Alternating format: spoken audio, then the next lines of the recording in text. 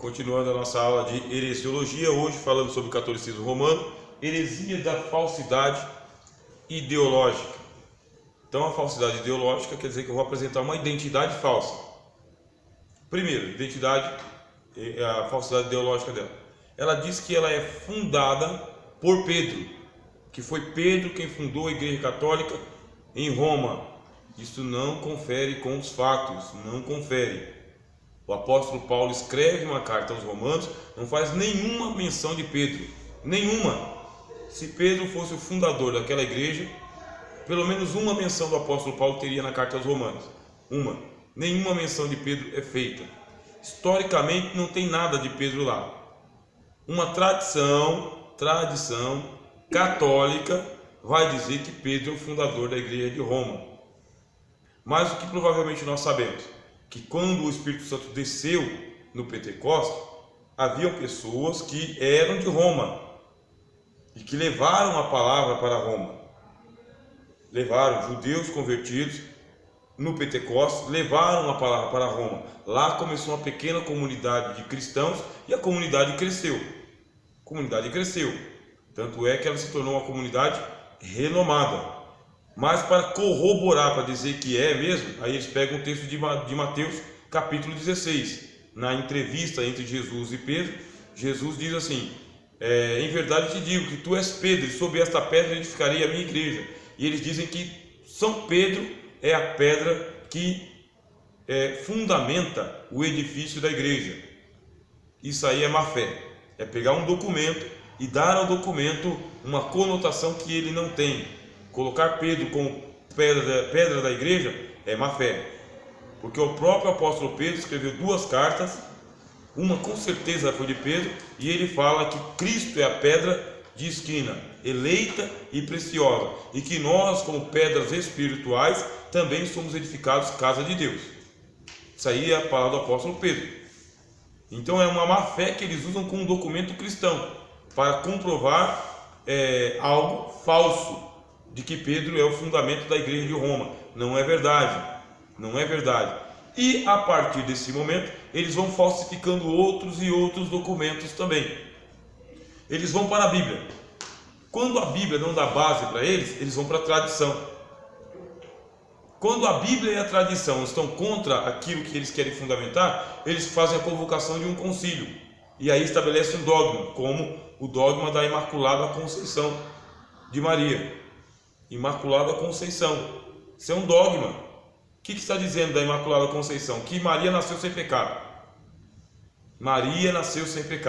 Imaculada Conceição de Maria. O dogma da Assunção de Maria. Maria foi para o céu, em corpo, alma e espírito. Quer dizer, eu vou para as Escrituras. Se as Escrituras não têm a doutrina que eu quero comprovar, como a doutrina da intercessão dos mortos pelos vivos, não tem. Aí eles pegam um livro apócrifo. No livro apócrifo tem uma intercessão de Jeremias por Jerusalém. No livro apócrifo. Mas esse livro não está na Bíblia. Vamos colocar.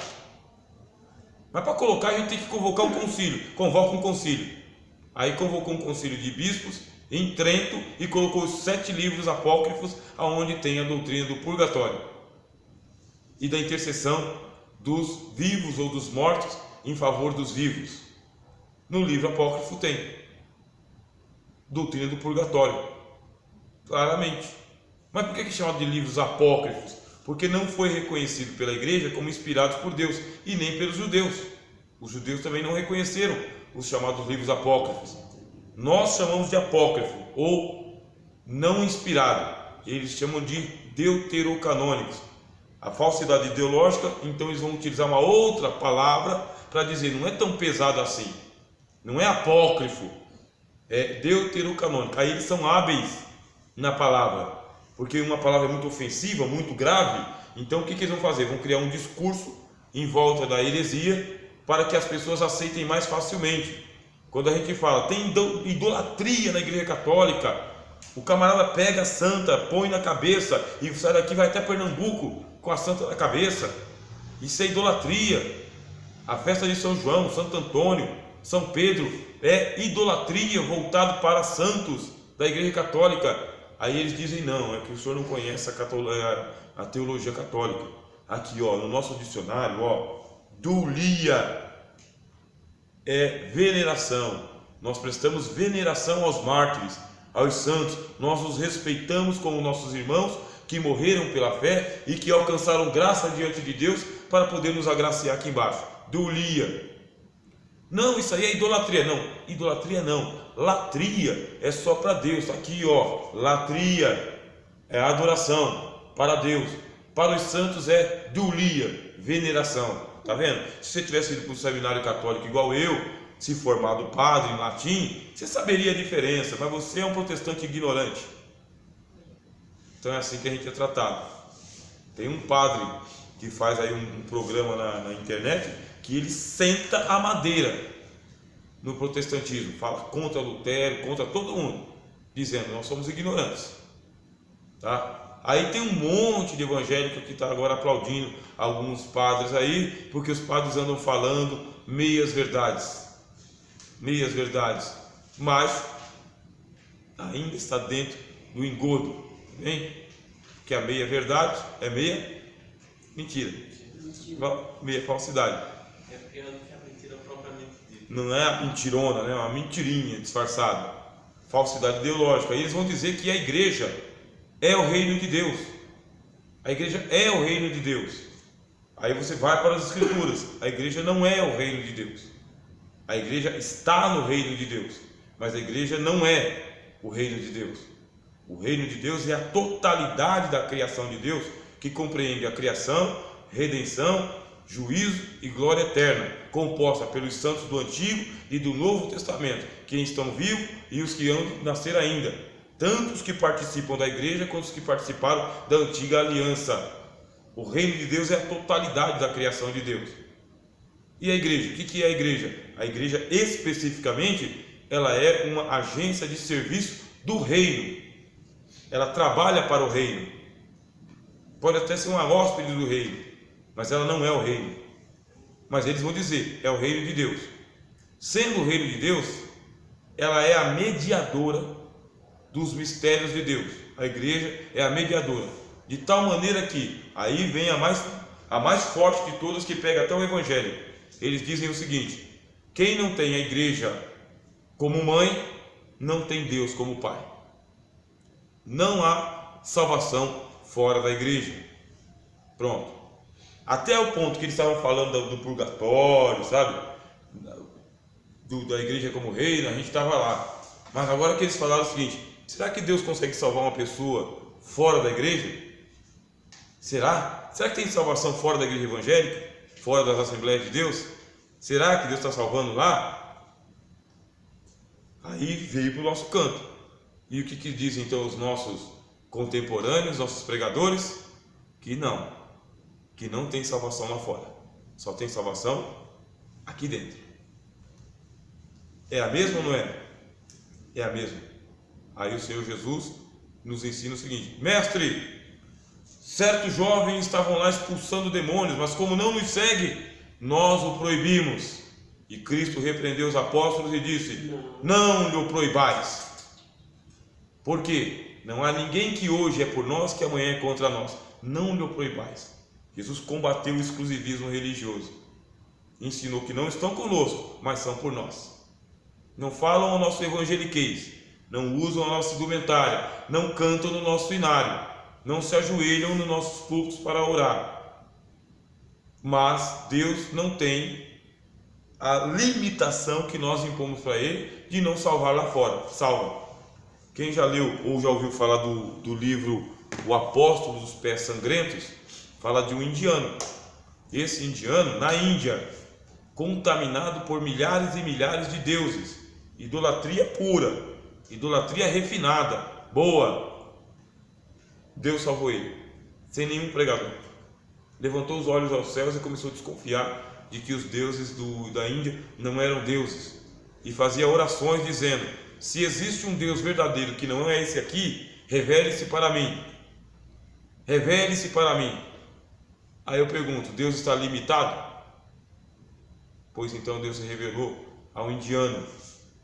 Revelou, conduziu ele ao Evangelho, ele conheceu Jesus por panfletos e se tornou chamado apóstolo dos pés sangrentos dentro da Índia. Não estamos dispensando a igreja, só que dizer que não há salvação fora da igreja é heresia. É heresia. Não é verdade. Existe salvação fora da igreja. É uma salvação exclusivamente operada pelo Senhor Jesus e pelo Espírito Santo, sem mediação de nenhum homem, nenhum sistema, nenhuma denominação, e que também eu não sei como que opera, mas acontece. Quem evangelizou Paulo? Foi Pedro? Foi Barnabé? Quem evangelizou Paulo? O próprio Cristo. O próprio Jesus evangelizou Paulo. Ah, mas depois ele mandou o Ananias. Depois. O que significa? Que se há uma salvação lá fora, aí é ponto de fé que eu creio. Deus vai mostrar para essa pessoa a igreja em que ela vai congregar ou o ministério que ela tem que iniciar. Porque tem pessoa que é convertido para virar apóstolo. É convertido para se transformar em missionário. E nós temos histórias no campo missionário de gente que se converteu sem a pregação de um apóstolo. Tá, Senhor, irmãs? Tá, Senhor. Quando você lê missões, você fica assim de boca aberta em como que o Espírito Santo opera lá fora, sem uma instituição religiosa, sem a igreja. Como que ele próprio converte as pessoas. Agora aqui, lógico, é normativo. Tem igreja para tudo quanto é canto. Mas mesmo tendo igreja para tudo quanto é canto, hoje eu ouvi o testemunho de um irmão que ele esteve 30 anos na CCB, Congregação Cristã do Brasil. 30 anos. Mais de 400 parentes dele são da Congregação Cristã do Brasil. E participando de um movimento de oração lá, o Espírito Santo falou para ele que iria ser pastor. Mas não falou assim no coração. Ele contou para mim. Falou no meio do barulho e ele ouviu a voz que ele ia ser pastor. Lá dentro. Aí ele, desconfiado, pegou e de novo travou o coração. Aí o Espírito Santo falou audível para ele mais uma vez: você vai ser pastor.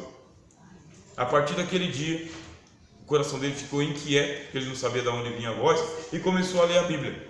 Quando ele começou a ler a Bíblia, que ele viu o tamanho de heresias que haviam ali, por causa de um povo que não quer estudar as Escrituras, não quer ler a Bíblia ou estudar as Escrituras, e proíbe as pessoas de estudarem as Escrituras, ele não conseguiu ficar mais lá, porque as próprias Escrituras se clarearam para ele.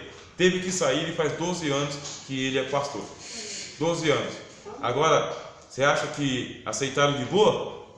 Não. Testemunho dele: me tornei uma das ovelhas negras da família. Porque é o que acontece. Quem evangelizou ele? Ninguém de fora, o próprio Espírito Santo. Por isso que eu não vou dizer para vocês, tomarem cuidado com as falsidades ideológicas. Falsidade ideológica é quando eu falsifico a ideia ou o documento. Aí eu apresentei a igreja como mediadora entre Deus e os homens, exclusiva casa de salvação. Aí eles vão dizer depois o seguinte: olha, quem não tem a igreja como mãe não pode ter Deus como pai. Isso não é doutrina do Novo Testamento, não é verdade. Isso não é verdade. E muitas outras, sabe? A cadeira do meio, a mais santa, lugar santo, um monte de coisa que eles inventam. Para terminar, eles inventaram um documento chamado de Falsos Decretos de Isidoro. Falsos Decretais de Isidoro, dizendo o seguinte: que havia um documento que doava para a igreja altas faixas de terra para a igreja católica. Aí foram ver, com o passar do tempo, era grilagem, os documentos eram falsos, não tinha doação do seu ninguém. Mas com aqueles documentos, a igreja pegou e tomou conta de um grande território, enriqueceu bastante. Mas aí quando foram descobrir, os papas já estavam até mortos. Só que era falso. E por aí vai, sabe? Muita falsidade ideológica, mas muita mesmo. É só você ter um pouquinho de simancol, sabe? De expertise, você já começa a desconfiar que tem coisa errada na explicação. É só pensar um pouquinho. Tem coisa errada na explicação. Aonde que está essa coisa errada? Outra heresia: guarda dos dias santos. Eu ainda me lembro quando era criança que eu recebi o catecismo. Aí o padre trouxe o catecismo, uma alegria imensa, porque uma coisa que eu queria quando eu era criança era conhecer Deus, queria mesmo. Gostava de ir na sexta-feira, porque na sexta-feira tinha um responsório, tinha umas músicas lá, a gente cantava e eu estava aprendendo a ler, queria ler também, participar do responsório e queria fazer a primeira comunhão para poder comer a hóstia. Queria aquilo. Aí ele me trouxe o pequeno catecismo. No catecismo tinha os 10 mandamentos de Deus e os 5 mandamentos da igreja. Entre um dos mandamentos da igreja, guardar os dias santos. Aí você fala, mas qual o dia santo? Bom, os dias santos são aqueles feriados sagrados, feriados dedicados à memória dos santos e à comemoração dos dias santos, porque é uma igreja que veio da Idade Média.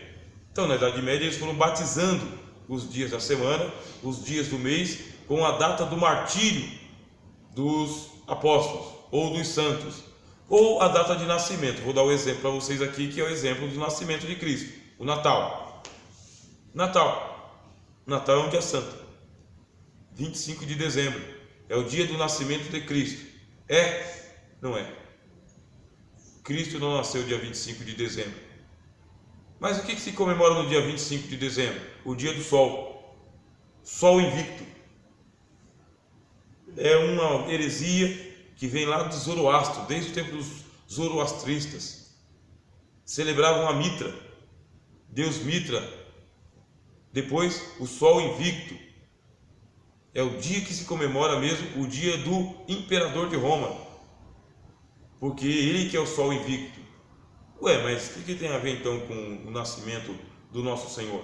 Nada vezes nada. Sincretismo religioso, uma acomodação de ideias, pura política e comércio, só isso. Nada de santo, nada de sagrado. Mas eu sou evangélico, não vejo a hora de chegar o fim do ano para poder descansar um dia a mais no Natal e participar da cantata de Natal e comemorar o dia do nascimento de Cristo. Quer comemorar o dia do nascimento de Cristo? É em algum dia entre março e abril. É por ali que Jesus nasceu. Jesus nasceu 4 meses depois que ele nasceu. Tá bom assim? Não nasceu em dezembro. Nasceu em março. Inclusive, houve uma mudança nos calendários, porque abril é o mês original. Abril é o mês de Deus. O próprio Deus estabeleceu abril como sendo o primeiro mês do ano. Isso no calendário judaico. Quando começa o ano? Em abril. Quando que eles comemoravam o ano? Em abril. Quem fez a modificação? Os romanos. Fizeram a contagem, esticaram o ano, para o ano de 365 dias, esticaram, e aí foram criando os outros meses. Mês de março, em comemoração ao deus Marte, o deus da guerra. Mês de fevereiro, que é o mês de februário, para poder comemorar o deus das flores. E o mês de janeiro, para poder comemorar o deus Juno. Então você tem aí 3 deuses colocados no calendário: janeiro, fevereiro e março. Agora você tem um calendário com 12 meses. Vai fazer a conta. Olha lá. Abril, primeiro mês. Abril. Maio. Junho, todo o nome de deuses. Julho, para comemorar o nome do imperador. Agosto, para comemorar o nome de outro imperador, Augusto. Depois de agosto, setembro, mês 7. Outubro, mês 8. Novembro, mês 9. Dezembro, mês 10. Os calendários antigos eles tinham 10 meses. Aí foram modificando, que fez a Igreja Católica. A Igreja Católica falou: esse é o calendário que a gente vai utilizar. Calendário com 12 meses, modificado. E no calendário de 12 meses, qual que é o dia aqui da Páscoa?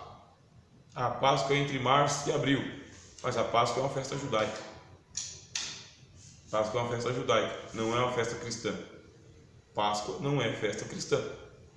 Não comemora a ressurreição de Cristo. Quem disse? Coincide. Quem disse? Está nas Escrituras, mas não tem mandamento. Não tem nem tradição apostólica. Os apóstolos não guardavam dias santos. Os apóstolos, se eles tivessem que guardar algum dia, eles guardariam o sábado, e nem o sábado eles guardavam mais. Então não tem um dia mais santo do que o outro, porque o Senhor é o Senhor do sábado. E o que criou o sábado, criou também o domingo, e a segunda, e a terça, e a quarta, e a quinta, e a sexta. Todos os dias são santos. Ah, mas e o dia do Senhor? O domingo é o dia do Senhor. Eu tenho que guardar o dia do Senhor? Sim ou não? Não há mandamento para você guardar o dia do Senhor. Não há mandamento. Não tem orientação do Novo Testamento. É uma tradição. E uma tradição católica. Significa que você que trabalha aí 6 por 1, seu domingo pode ser na terça, na quarta, quinta, tá? Meu domingo é depois de meio-dia. Aí já é domingo para mim. Então, dia da semana é das 7 ao meio-dia. Da meio-dia e meia eu já estou no domingo, na minha casa. É o dia que eu sirvo ao Senhor. Aí eles colocaram com rigor que você tem que guardar os dias santos. Dias mais santos que os outros. Não existe.